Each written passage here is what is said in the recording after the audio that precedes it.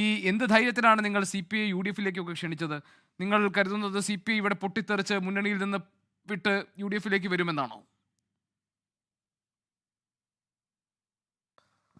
അതായത് ഇതിൽ CPI-യെ പിന്നെ UDF ഔദ്യോഗികമായിട്ട് മുന്നണിയിലേക്ക് ക്ഷണിച്ചോ ഇല്ലയോ എന്നുള്ള കാര്യത്തെക്കുറിച്ച് എനിക്ക് വ്യക്തതയില്ല. പക്ഷേ എന്നെ സംബന്ധിച്ചിടത്തോളം CPI-യെ സംബന്ധിച്ചിടത്തോളം എല്ലാ കാലത്തും വളരെ മധുര സ്മരണകളായിരിക്കും കോൺഗ്രസിനെ കുറിച്ചും മുസ്ലിം ലീഗിനെ കുറിച്ചൊക്കെ ഉള്ളത് എന്നാണ് ഞാൻ മനസ്സിലാക്കുന്നത്. അവർ ഈ സംസ്ഥാനത്തെ ഏറ്റവും വലിയ അല്ലെങ്കിൽ ഭരണ മുന്നണിയിലെ ഏറ്റവും വലിയ ഒറ്റക്കക്ഷി അല്ലാതിരുന്നിട്ടും അവരെ മുഖ്യമന്ത്രിയായി പരിഗണിക്കുകയും അച്യുതമേനോനെ പോലെയുള്ള ആൾ 7 കൊല്ലം മുഖ്യമന്ത്രിയാവുകയൊക്കെ ചെയ്ത സംസ്ഥാനമാണ് കേരളം.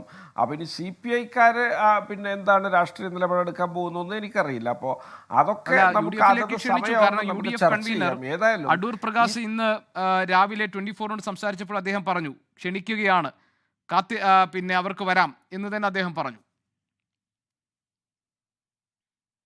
അല്ല, തീർച്ചയായിട്ടും ഞാൻ അതിൻ്റെ ഒരു പശ്ചാത്തലമാണല്ലോ നിങ്ങളോട് പറഞ്ഞത്. CPI-യെ സംബന്ധിച്ചിടത്തോളം ഒരു പാർട്ടി എന്നുള്ള നിലയിൽ അവരുടെ അസ്തിത്വം എല്ലാ കാലത്തെ ചരിത്രത്തിലെ ഏറ്റവും മികച്ച നിലയിൽ പ്രകാശപൂരിതമായത് കോൺഗ്രസ് മുസ്ലിം ലീഗ് സഖ്യത്തിൻ്റെ ഭാഗമായിരുന്ന കാലത്താണ്. പിന്നീടുള്ള അവരുടെ ചിത്രവും ചരിത്രവും ഒക്കെ ആ പാർട്ടിക്കാർക്ക് ഏറ്റവും നന്നായിട്ട് അറിയാം. അതുകൊണ്ട് ഞാൻ അതിനെക്കുറിച്ച് കൂടുതൽ വാചാലമാവുന്നില്ല. നമ്മുടെ വിഷയം വഴിമാറ്റിക്കൊണ്ട് പോകേണ്ട കാര്യമില്ല. ഇവിടെ ഇതൊരു CPI-യെ സംബന്ധിച്ചിടത്തോളം അവരൊരു മാർക്സിസ്റ്റ് നിലപാടാണ് ഉയർത്തിപ്പിടിക്കുന്നത് എന്നുള്ളതാണ് ഞാൻ മനസ്സിലാക്കുന്നത്. ഇതാണ് ഒരു യഥാർത്ഥ കമ്മ്യൂണിസ്റ്റ് നിലപാട്. ഇത്തരം കാര്യങ്ങളോട് പണം കിട്ടും എന്ന് കരുതിയിട്ട് അല്ലെങ്കിൽ ആ ന്യായമൊക്കെ നിർലജ്ജം നിരത്തിയിട്ട് സന്ധി ചെയ്യുന്ന ഒന്നല്ല കമ്മ്യൂണിസ്റ്റ് നിലപാട്. അതാണ് CPI ഉയർത്തിപ്പിടിച്ചിട്ടുള്ളത്. നിർഭാഗ്യവശാൽ പിണറായി വിജയനാണ് പാർട്ടി നയിക്കുന്നുള്ളത് എന്നുള്ളത് കൊണ്ട് CPM-ൽ ഇതേ വികാരമുള്ള പല ആളുകളും മനുഷ്യരും ഉണ്ടെങ്കിലും അവർക്കും ഇന്ന് ഇത് പുറത്ത് പറയാൻ സാധിക്കുന്നില്ല. അത്തരത്തിലൊക്കെയാണ് കേരള രാഷ്ട്രീയം പുരോഗമിക്കുന്നത്. ഇതൊരു നിർഭാഗ്യകരമായ ഒരു ദശയാണ് CPM-നെ സംബന്ധിച്ചിടത്തോളം എന്നുള്ള കാര്യത്തിൽ തർക്കമില്ല. അതിന് കോൺഗ്രസിനെ പിന്നെ മൈക്രോസ്കോപ്പ് വെച്ചിട്ട് കുറ്റം പറഞ്ഞതുകൊണ്ട് നിങ്ങൾ ഈ ചെയ്ത കാര്യത്തിന് എങ്ങനെ അത് ന്യായീകരണമാവും എന്നുള്ളതും നിങ്ങളൊന്ന് വിശദീകരിച്ചാൽ താങ്കൾ പറഞ്ഞോളൂ. അല്ല, ഒറ്റ കാര്യം, കുറെ നേരമായിട്ട് നൗഷാദ് അലി പറയാണ് മാർക്സിസ്റ്റ് നിലപാട് നല്ല നിലപാടാണ്. അപ്പൊ ഞങ്ങളെല്ലാവരും മാർക്സിസ്റ്റ് നിലപാട് ഉയർത്തിപ്പിടിക്കാൻ തിരുത്തൽ ശക്തിയാവണം.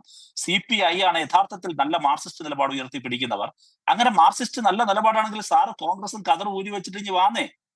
നിങ്ങൾ എപ്പോഴും പറയുന്നു മാർക്സിസ്റ്റ് പാർട്ടി ഗംഭീരം പാർട്ടിയാണ്, അത് ഇപ്പൊ നിലപാട്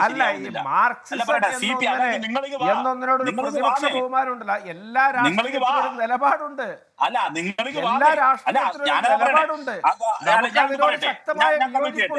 ഞാനത് കംപ്ലീറ്റ് ചെയ്യട്ടെ.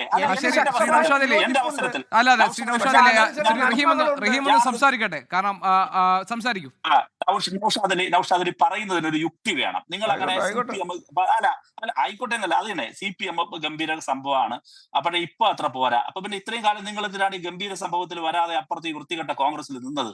മാത്രമല്ല, ഇപ്പോഴും CPI ആണെങ്കിൽ ശരിയായ നല്ല നിലപാട് ഉയർത്തിപ്പിടിക്കുന്നുണ്ടെന്ന് പറയുന്നു. അപ്പൊ CPI തുടരുന്ന മുന്നണിക്ക് താങ്കൾ ഉൾപ്പെടെയുള്ളവർ വോട്ട് ചെയ്യണം. കാരണം നല്ല നിലപാട് ഉയർത്തിപ്പിടിക്കുന്നവർ അവരാണല്ലോ. അശോക് ഗെഹ്ലോട്ടും മറ്റവരൊക്കെ വേറെ നിലപാട്. നിങ്ങൾക്ക് സ്റ്റാലിനെയാണ് ഇപ്പോൾ ഉദാഹരിക്കേണ്ടി വന്നത്. അശോക് ഗെഹ്ലോട്ടിനെ തൊടാൻ പറ്റുന്നില്ല, രേവന്ത് റെഡ്ഡിയെ തൊടാൻ പറ്റുന്നില്ല. എത്ര ദയനീയമാണ് കോൺഗ്രസ്സുകാരന്റെ അവസ്ഥ എന്ന് സ്വയമെങ്കിലും ആലോചിക്കണ്ടേ? ഇനി വേറൊരു കാര്യം അങ്ങ് മനസ്സിലാക്കേണ്ട കാര്യം, ഇവിടെ യഥാർത്ഥത്തിൽ കോൺഗ്രസ് എവിടെയായിരുന്നു? കോൺഗ്രസ് ഇതിലെല്ലാം വലിയ ആത്മാർത്ഥമുണ്ടെങ്കിൽ PM ഉഷ പദ്ധതിയിൽ ഞങ്ങൾ ചേർന്നു. 2023 ചേർന്നത്. ഈ ഗവൺമെന്റിന്റെ കാലത്ത് ഇതേ പ്രതിപക്ഷ നേതാവ്, നിങ്ങൾ അറിഞ്ഞില്ലേ? ഒരു കുറിപ്പ് പോലും കണ്ടില്ലല്ലോ നിങ്ങൾ ആരെയും. അപ്പൊ ഈ നിങ്ങൾ ഇപ്പോഴും സാഫ്രണൈസേഷൻ അതാണ് ഇതാണ് RSS-ഉമായി ധാരണ. NEP-യുടെ അതേ പദ്ധതിയുടെ ഭാഗമായി ഞങ്ങൾ PM ഉഷ പദ്ധതിയിൽ ഒപ്പിട്ടുവെച്ചു. നമ്മൾ പൈസ വാങ്ങി. അന്ന് നിങ്ങൾ പറയാത്തന്തേ? നിങ്ങൾ ആരെയും അന്ന് കണ്ടിട്ടില്ല. അപ്പൊ നിങ്ങളൊക്കെ അന്ന് ഉറക്കായിരുന്നു, ടൂർ പോയേക്കായിരുന്നു. എവിടെയായിരുന്നു നിങ്ങൾ? ലോകത്തെവിടെയായാലും ഏത് സമയത്തും 24 വാർത്തകളും ഓഗ്മെന്റഡ് റിയാലിറ്റി പാക്കേജുകളും എക്സ്പ്ലെയിനറുകളും വിശദമായി കാണാൻ ഞങ്ങളുടെ YouTube ചാനൽ നിങ്ങൾക്ക് സബ്സ്ക്രൈബ് ചെയ്യാം.